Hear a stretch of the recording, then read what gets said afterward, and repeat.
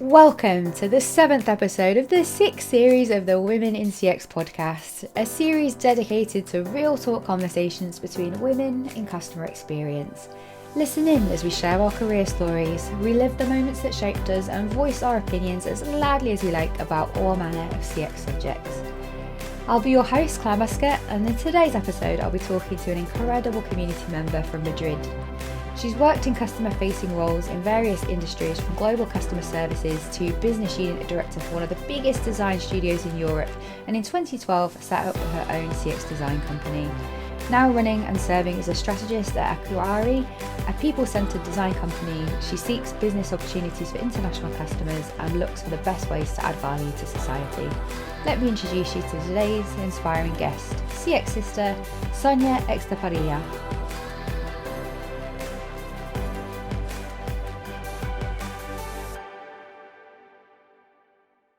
Hola, Sonia. Hola, ¿Cómo estás? muy bien, ¿y tú? Oh, muy bien, gracias. Oh, Welcome to everybody that is listening or watching this podcast. You might be wondering, how's Wix gone Spanish? Well, I've been learning Spanish over the course of the last year, and Sonia is one of my wonderful Wix sisters who's been entertaining me and letting me practice on her. So thank you so much for that, Sonia. Thank you for being here today. wow. You're most welcome. Thank you for having me. So, Sonia, let's start with the same question I ask all of our podcast guests, and that is, how did you find your way to Women in CX, and what's been happening in there for you? It's been a while, Wow, hasn't it? You were one of the first. it has been a while. Well, I could say it's been what, 2 years now? Years, yeah. Wow, 2 years. I can't believe it. Well, to be honest, I can't really remember how I came across it, but I think it was because I saw a post on LinkedIn by one of the Alpha founders, and I don't know if it was you or someone else. And then I think, in fact, it was Marta Domingo, who contacted me, and she said, "Hey, would you be interested in this? It's really cool." Obviously, that was at the very, very beginning, so but it was still there, getting designed. And so I say, yeah, sure. I love these things, especially if these formed by a woman, and if it's been designed by us, for us, it sounded really cool. So then I go in touch with you. We had a chat, and there was chemistry there. I thought you were great. You were a great leader. You really, I mean, by the words you were saying, I thought she knows what she's talking about. So yeah, you sounded really good. So I said, yeah, sure, why not? So then we started having meetings at the beginning. Remember those days? We were Yeah, the like, co-design workshops. wow, workshops all the time, designing workshops, and then, feedback, and then research, internal research. It was a lot of things, going on there. It was a lot of fun. It was great. We really got to know each other, that little bunch of people were there together. And so, yeah, and then from there, lots of things have happened. From that very first moment, I really, really bonded with some people because, like I said, we were spending so long together, so many hours together at the end of the week. I don't know how we managed, to be honest. It was in the pandemic though, wasn't it? And like loads of us, our consulting businesses had basically died. So we had nothing no Exactly. work on at the time, and like hanging out on Zoom and working on a project together that was around customer experience or member experience. Yeah, For Wix. It was a bit of a lifesaver for a lot of us. I know it was for me. it was.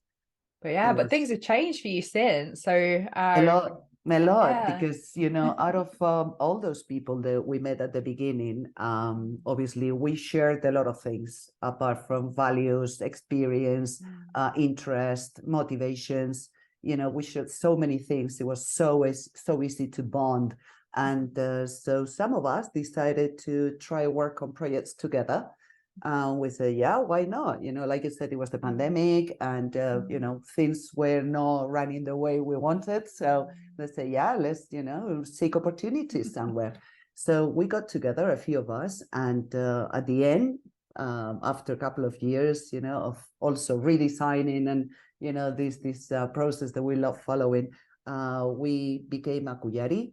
And now we are a solid group of people working together. We've been working in many projects together, and the feeling is there, still there.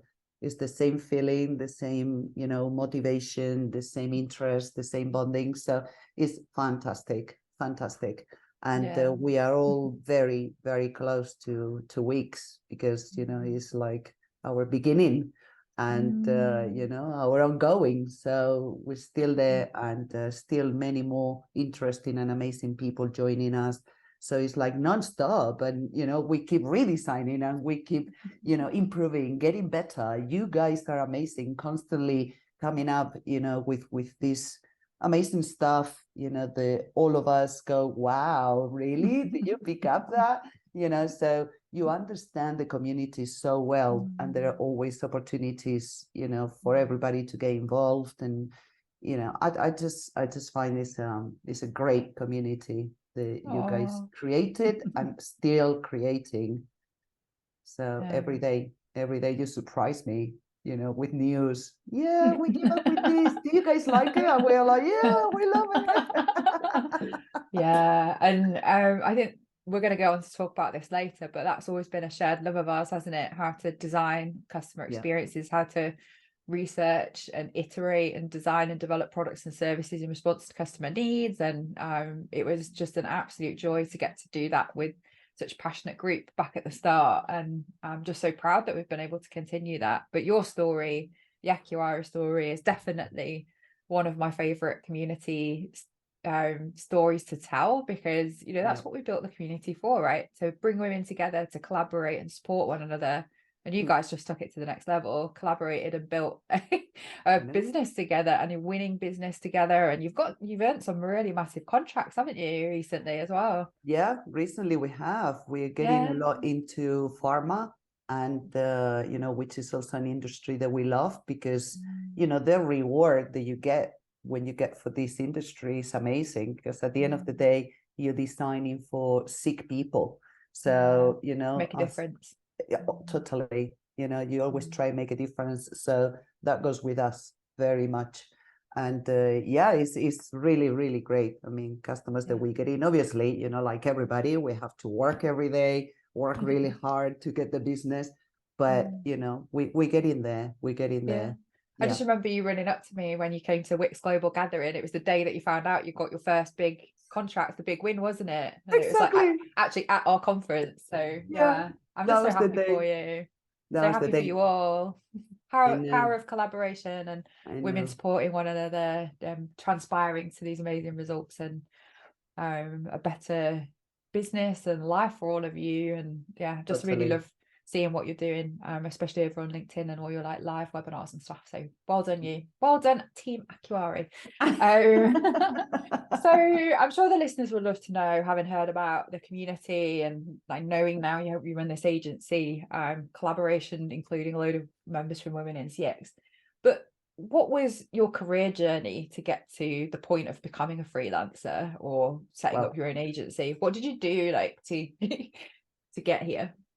Well, it's been a while. We're not getting any younger. But I started working in UK. I moved to UK like a year after I finished my degree, and I got into telecoms. I was working in telco for a few years there. Then I came back and I brought my husband with me. And and by the way, Sonia's husband looks just like Idris Elba. Super handsome guy. I said it when I saw your WhatsApp photo. I was like, I can't complain. You were the celebrity. Really. He literally looks like Idris Elba. It does. It looks like it, but no. But I brought this lovely guy with me, and so we moved to Madrid, because I'm from Bilbao, from the north of Spain. And then I carried on working on telco for a few years. But then there were so many moves in the market, because at the time when I was doing this, people were a lot more focused on getting a job based on what you studied. And, also the degrees that you could do were quite limited, not like now, that you can basically do the degree. Really practical ones. Tailored to yourself, the best way, whatever is most suitable to you. But at that time, it was like this degree or this other one, right? So then I moved to Madrid. I was still in telco. And then after a few years in telco and having my 2 kids there, at that time, I moved into logistics. And then, but the situation was like, this is not me. This is not what I like. I mean, I always have to do things the way other people want. And sometimes I don't agree. And I'm not saying I'm right, but it's just the, things that you would like to do in a different way. And sometimes you don't get the freedom to even speak about it, right? Or to Amen, discuss sister. it. So then that I decided to just go freelance. That was in 2012. So it's been a while. And so I set up this company with this partner of mine, and we were working together for a few years until this good opportunity came up, which is, it was Sketching, which is one of the biggest design studios in Europe. They wanted to open a business unit in Spain, and they wanted me to run it. And it was starting with a big project in Endesa, which is a huge electricity company, global, but this was the company in Spain. So it was a very big project going on there. It was not going really well in terms of expectations management, stakeholders management and stuff. So I just went into it, straight into it, like half the project through. Sorted it all out. Wow, that was amazing. I mean, poof. But yeah, I mean, it kind of worked out the way. And so then I stayed managing the business unit for a couple of years. But then this new CEO came in, someone who didn't understand anything about design, didn't understand anything about customer experience. He thought that we were just, selling smoke, like we say it. So, he said, well, I'm not going to help you guys because I don't really know what you do and I don't really care. Oh my God. Yeah, that was a great message coming from a CEO, yes. So I said, okay, well, we're leaving. So basically he closed the business unit. And at that time I said, I already knew I wanted to be freelance, but now I know that I want to do things my way, because this is not right for employees or for customers, and I truly believe in customer experience, truly believe in design. And I said, this is what I want to do. So that's the pandemic just kicked in. That was because this business unit was closed a month before the pandemic, February 2020. So then during the pandemic, apart from enjoying myself a lot playing with Wix, yeah. what I did was I set up this company. At the beginning, it was called GoWe.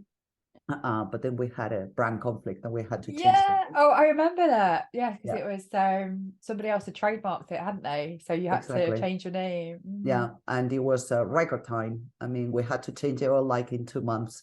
It's good that we do that process, like, as part of our ADN, we work on ourselves, we do retrospectives constantly and see what we like, what we don't, what we want to be, how we can add more value. We're constantly doubting ourselves, and or criticizing the way we do things. And it was good because at that time it was all kind of ready to change the brand and everything. But it was, like I said, in record time.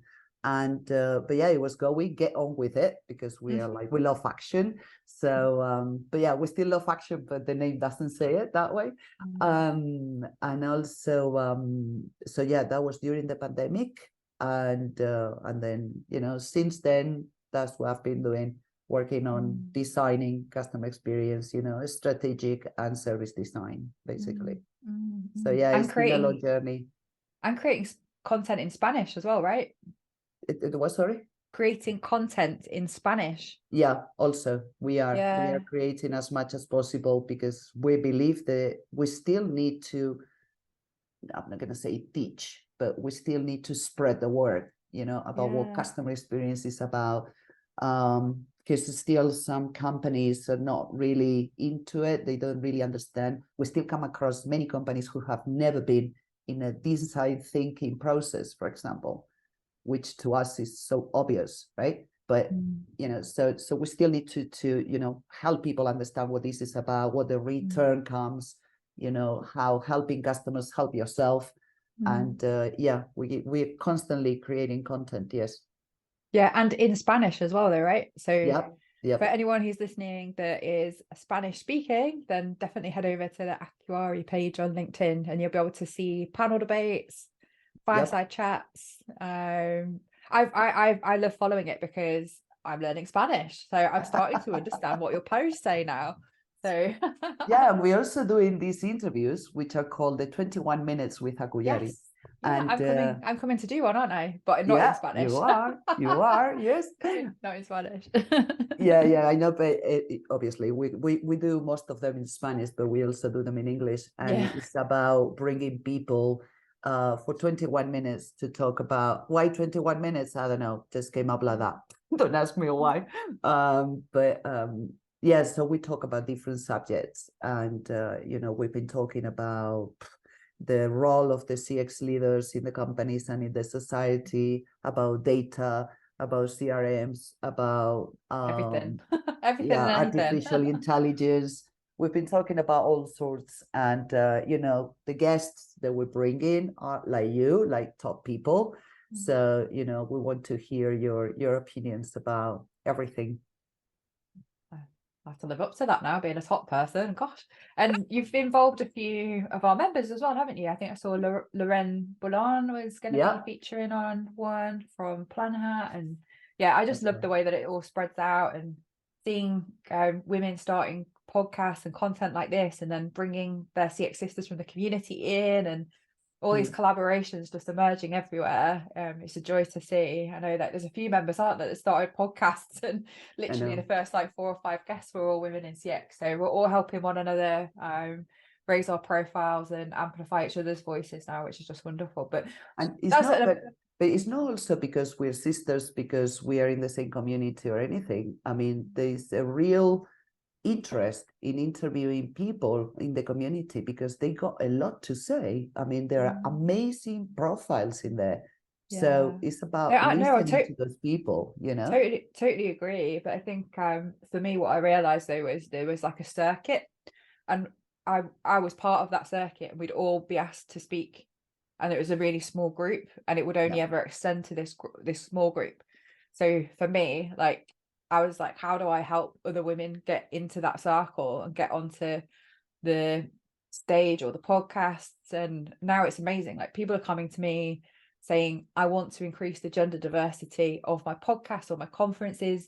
And I'm able to go to the community and say, right, ladies, who would like an opportunity to be a keynote speaker, to be a podcast guest, and to write, to be featured in these lists? And now we're seeing such greater representation, and we're being seen, I guess, as an organization that can help to do that. Like, if I'd have thought 2 years ago that we could have seen that amount of impact, and women starting their own stuff, right? Okay, you're not letting me play in that playground, I'm going to build my own podcast. And I remember Julie started her Francophone podcast in French, and Melissa with the Retail Tea Break, and like now they're getting great guests. And it's just such an expansive an inspiring journey that has resulted in so many people raising their profiles and breaking into the top people rankings, right? So I couldn't be happier about that. But anyway, back to your career story. So so like lived in the UK, went back to Madrid, had 2 kids in the middle, transitioned from telco, found yourself in logistics, realized you didn't really like that, started something, got offered an opportunity that was too good to miss to start this business unit, which unfortunately didn't work out because the CEO, and then the whole thing around GOE, then Akuyari, like that's quite some story.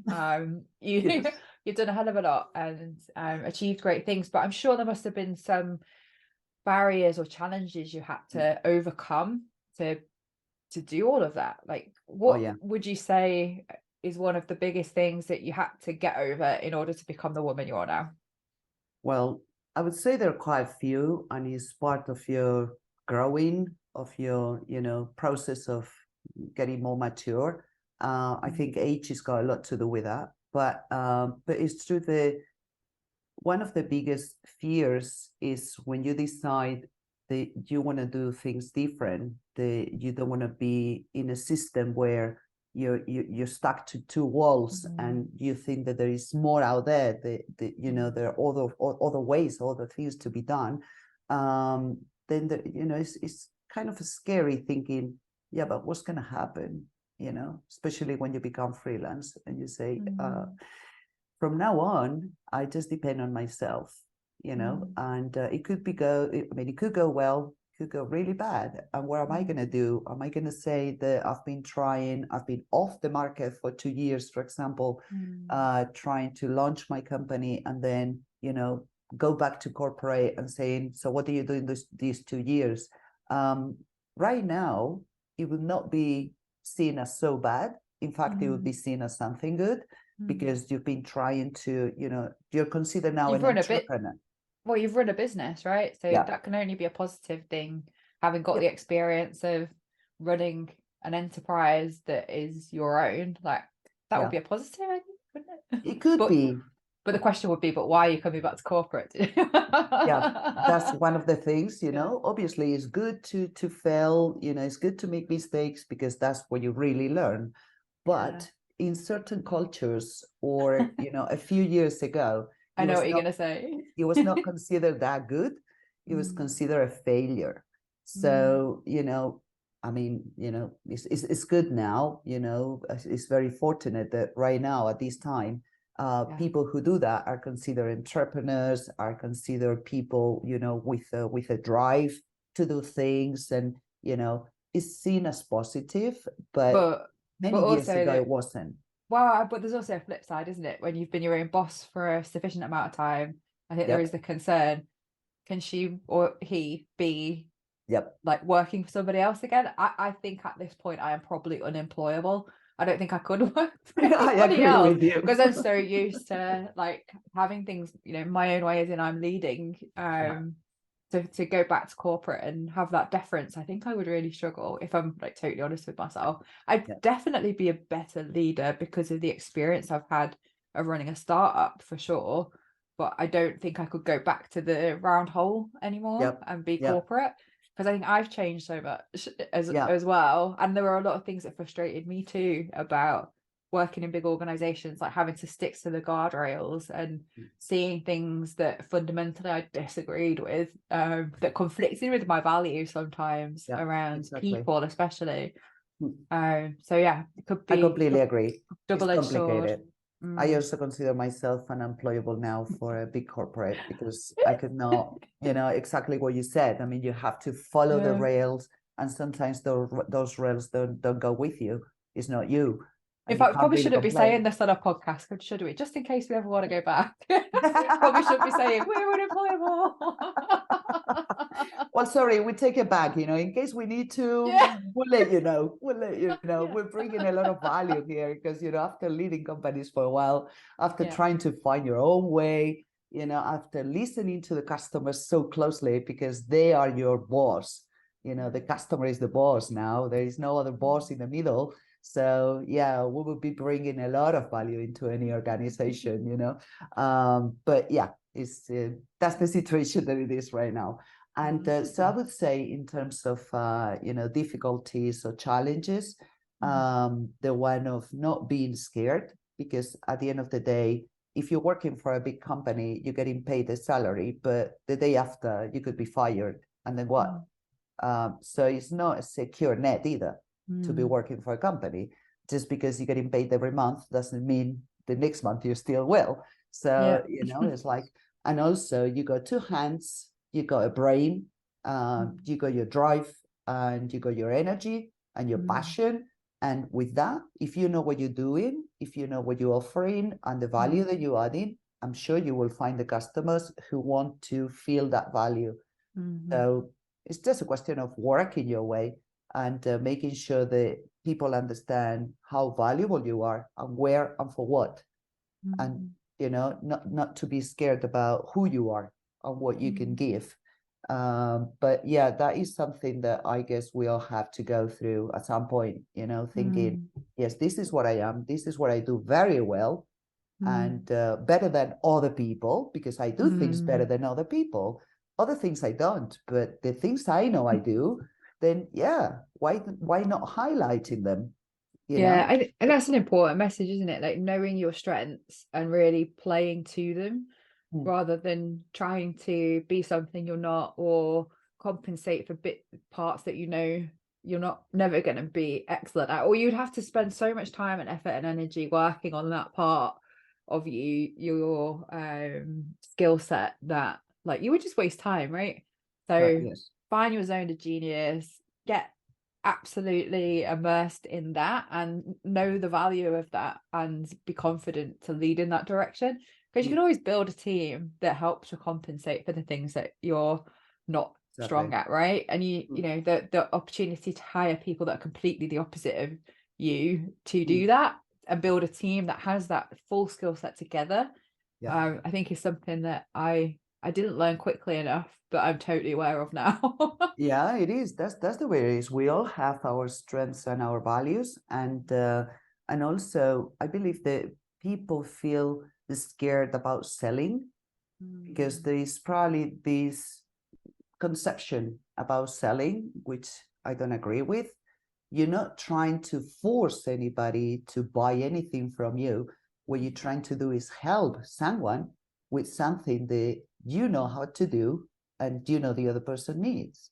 Yeah, That's I it. think I think for women it's even more difficult. Yeah. And obviously we spend time with like over 250 women in our community who quite often share the same fears around self-promotion, whether that's on the business side and looking to influence and get stakeholder engagement and look for promotions themselves, or whether that's they've got their own businesses and they want to go out and they want to run business. Like there's this inherent fear in women that we shouldn't sell or promote ourselves too much because that might be frowned upon, because we can't act like men in society's eyes because it's just perceived in such a different way.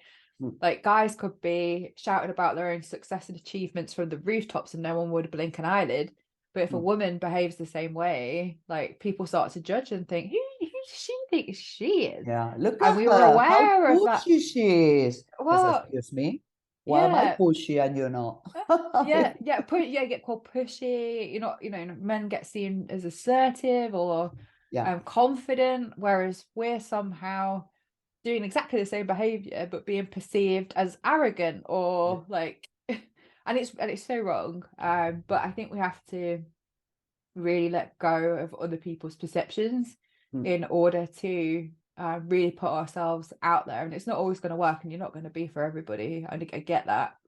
But if we always think about that like minority of people who are never going to approve of us or going to judge our behavior, we're never going to get to the jobs or the people or the leaders or the clients that will really appreciate us for who we are, because we would have been sat like a little mouse being quiet about our success and our achievements. So like definitely massively encouraged by the amount of members I now see posting on LinkedIn who didn't when they joined and shouting about their achievements and their successes and asking for the pay rises and the promotions, knowing their own worth and feeling that encouragement, because I guess the more we do act like that and just say we don't care what you think, like the more it's going to become normal, right? Enough of low profile. Enough. Totally.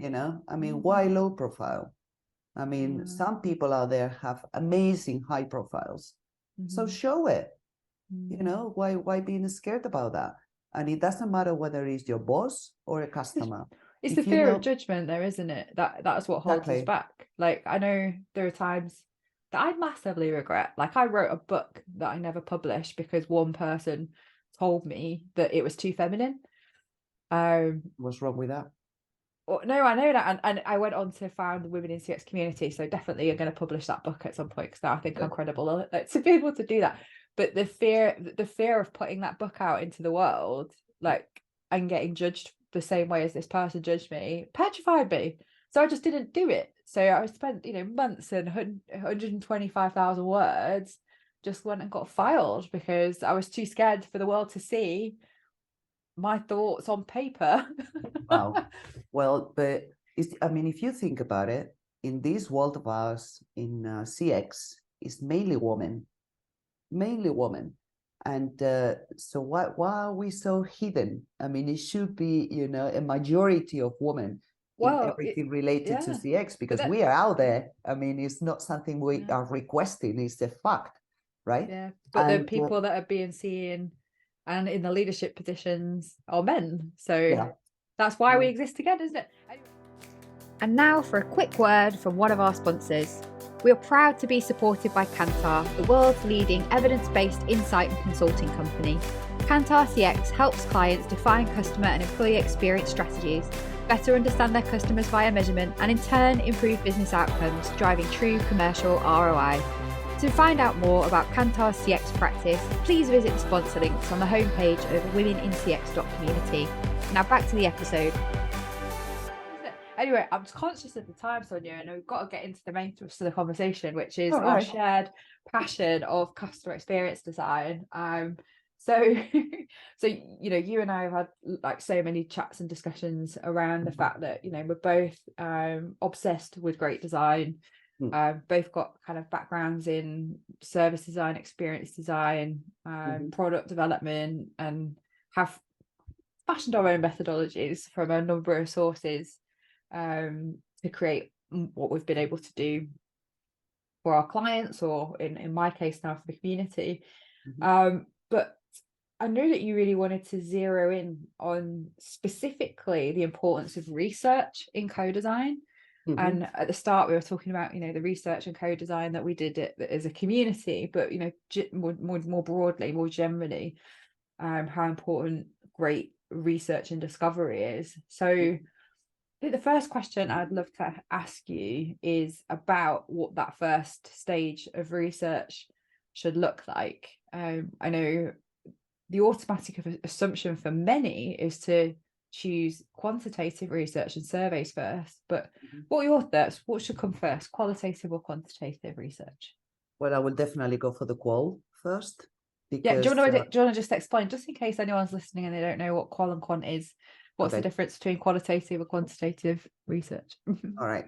Okay. Well, basically, the qual research is more based on listening and understanding, like in an open way, just for you later to go and find out, what is driving that person, what the motivations are, what the true feelings, trying to go deep down into why someone behaves the way he or she behaves, right?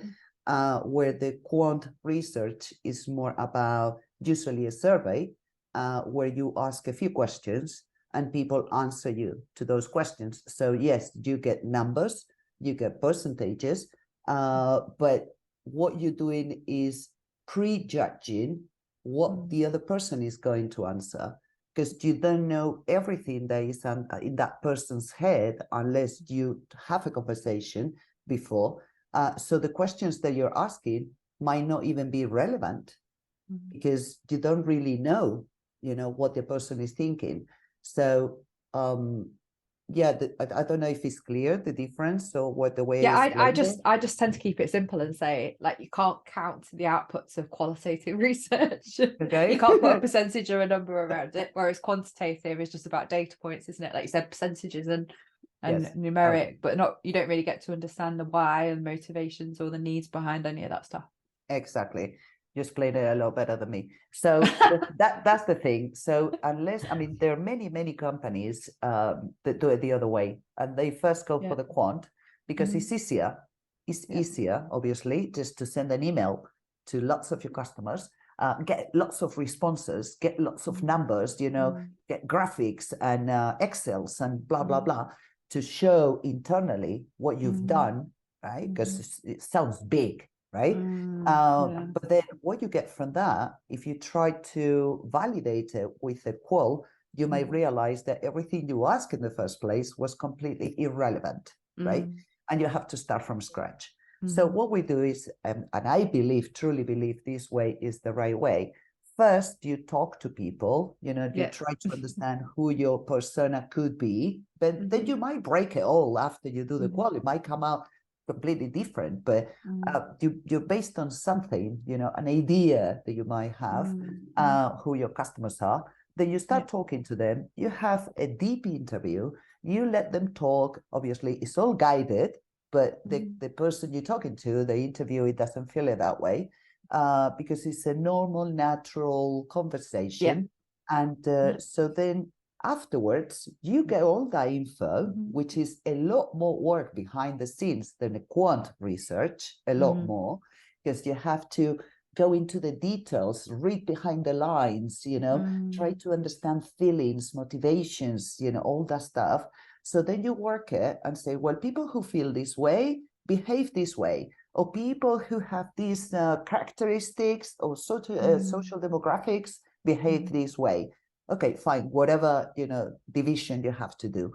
And once you have that, obviously you get hypotheses to validate and say, we believe that people who are like this behave this way or decide this way.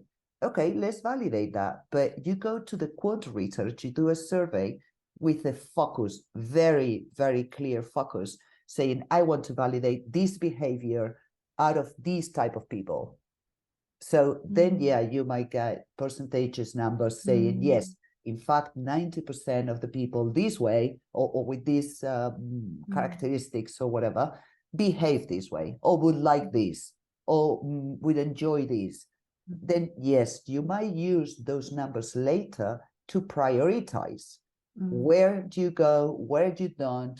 What you're going to use? What not you're going to use? What initiatives are you going to implement? Because they're based on numbers, and that gives you security in terms of return and success. That's it. But sometimes we have this discussion with customers when they say, but why don't you guys start with a survey? Let's do a survey, asking about what? I don't know what to ask. Is this if you're happy? Okay, fine. We can ask about satisfaction, about recommendation, but nothing is specific to validate what we believe is what we found out in the qual.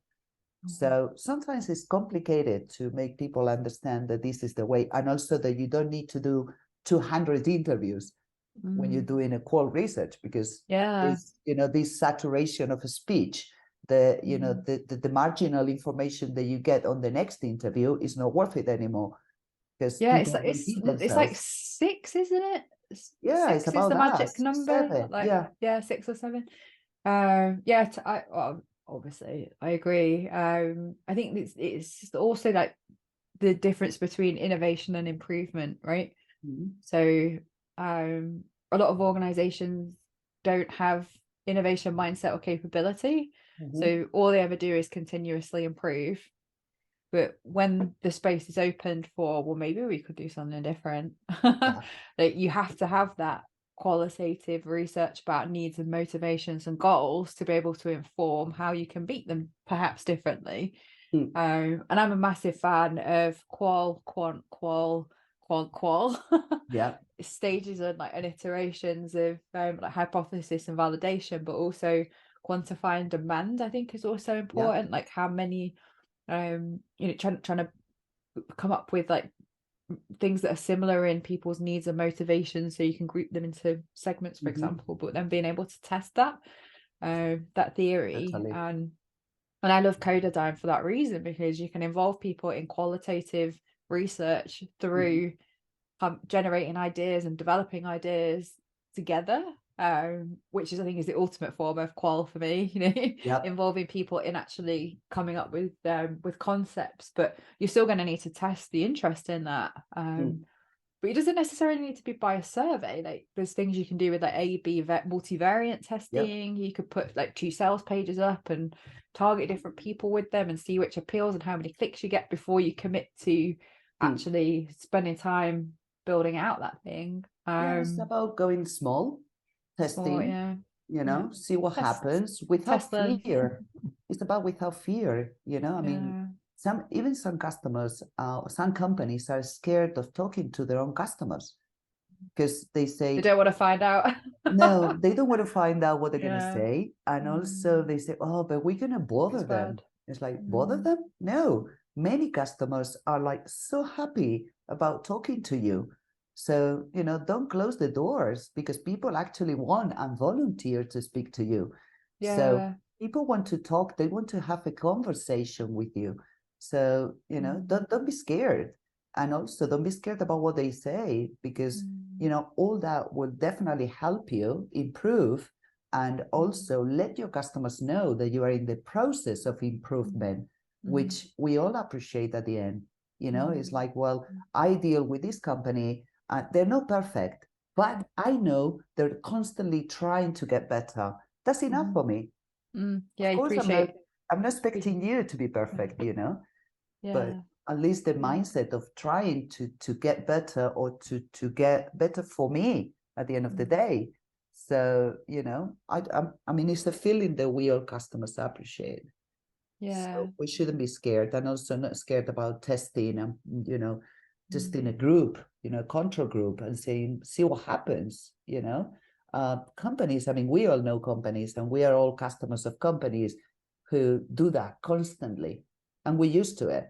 And we see that the website changes one day, for example, like you were saying, A/B test, and all of a sudden I get this new website and you get another one, and it's like, oh wow, they change it. And then, the feedback they get is by how you're moving it, or how, you contact them and say whatever. But it doesn't surprise us so much anymore. Companies innovate constantly, and we're used to it. So why not ourselves? Yeah, Right? totally agree. Totally agree. Yeah. But I suppose there is limitations, aren't there? Because there are certain types of people who love contributing to research. There are certain people who will turn up for free snacks and a 50 quid voucher. So being able to make sure that that kind of sample is representative of real people, rather than just people that are really like super willing to get involved. Well, And, the and thing avoid that bias. there's that theory that if you put 10 people together trying to represent a group, there's a high probability that that group will represent reality. Yeah, just by the nature of the fact it's 10 people. It's just by probabilities. I mean, what's the probability of you getting 10 serial killers when you're trying to, do a research on a customer, or in a company's customers database? That's a funny example, Sonia. I remember that one. The chances are very slim. So there will probably be a representation of your real database. So, just obviously you have to look into it and make sure that you have, proper representation, at least for the variables that you can control. But other than that, come on, it's not that scary. We could go down a rabbit hole on representation and inclusion, and we won't do that because I've got a podcast coming up with Christine Hemphill where we're going to really deep dive into inclusion in research. So we'll stop that there. But I've really enjoyed the conversation today. It's been super fun to catch up, to reminisce over the last 3 years of our journey together, and just to see how far you have come with your agency, but also just have a little bit of a geek about research in customer experience design together. But now it's time to close this episode, I'm afraid. So I wondered what your top takeaway from the conversation, or maybe one piece of advice you'd like to leave our listeners with. What would you say to them, Sonia? Okay, I would say 2 things. First, don't be afraid. You are very valuable. You have your strengths and you know them. So just show them. Okay. Don't be scared by anything. And the second one, more professionally speaking, is again, don't be scared about doing qual research, about talking to your customers, about getting into really deep interviews and conversations, because you're going to get so many insights, and it's going to give you so much information for you to improve. Let them know that you're trying to improve. Let them know that you're trying to do better for them. And that is sometimes more than enough. You don't need to be the best. You just need to show them you're trying to be the best for them. And that message gets through. So yeah, that would be my only 2. That's lovely. Well, gracias for your time today. De nada, un placer. And thank you to everybody who listened or watched along today. It's been great, and can't wait to carry on our conversations in the community. So that's it for today. We'll see you all next time. But for now, hasta luego. Hasta luego. Bye. Gracias. Bye. Thanks for listening to the Inspiring Women in CX podcast with me, Clare Muscutt. If you enjoyed the episode, please drop us a like, subscribe, and leave a review on whichever platform you're listening or watching on. And if you want to know more about becoming a member of the world's first online community for women in customer experience, please check out our website, womenincx.community/membership. Join us again next time where we'll be talking to one of our community members from Moscow about the connection between well-being and customer and employee experience. See you all soon!